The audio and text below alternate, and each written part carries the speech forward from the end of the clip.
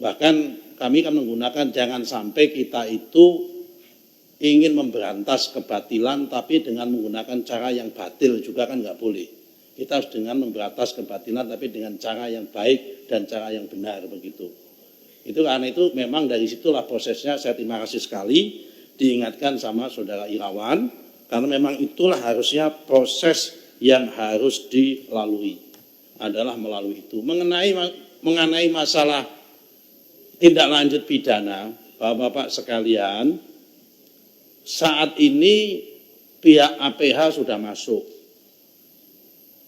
Jadi tanpa kami melakukan proses tindak lanjut ke pidana pun, APH memang sudah melakukan inisiasi di bidang itu. Mulai dari proses pemalsuan dokumen di bawah yang melibatkan Pemda, mulai dari pemalsuan dokumen PBB, dokumen kiriknya dan sebagainya, sudah diproses semua oleh APH. Jadi perkara masalah ini, kemudian setelah kami secara administrasi selesai, bola akan lari kepada proses pidananya. Kalau didorong ke sana. Apakah ATF BPN akan mengeluarkan inisiasi itu? Tanpa kita ada inisiasi, sudah ada proses. Kita nanti malah double-double kalau melakukan inisiasi-inisiasi lagi. Jadi kira-kira seperti itu yang bisa kami lakukan untuk menjawab apa yang disampaikan oleh concern daripada Pak Deddy Sitorus. Tapi apa pelajaran yang kita ambil dari kasus ini, kasus Tangerang, kasus Bekasi, kasus Sidoarjo dan sebagainya, ini menjadikan refleks minimal menjadi 3 hal. Catatan kami yang harus kita benahi dalam waktu singkat ini. Pertama, memang Permen 16 tahun 2022 ini harus dievaluasi. Pelimpahan kewenangan pemberian hak maupun konversi hak tentang HGB badan hukum kepada Kantah itu memang terlalu berat. Sehingga kita mengambil pemikiran memang dalam waktu singkat ini akan kita limpahkan di wilayah Kanwil sama di pusat saja, di kementerian. Untuk yang pemberian hak HGB mulai 0 sampai 5% mungkin ada di badan hukum, mungkin ada di provinsi. Yang setelah 5 hektar itu sampai 25 ke atas kita ambil ke kementerian.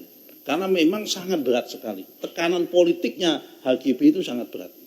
Apalagi kalau daerah-daerah di kota-kota besar yang mempunyai tingkat nilai ekonomi tinggi, pemberian HGB jangankan setengah hektar, jangankan 1-2 hektar, setengah hektar saja.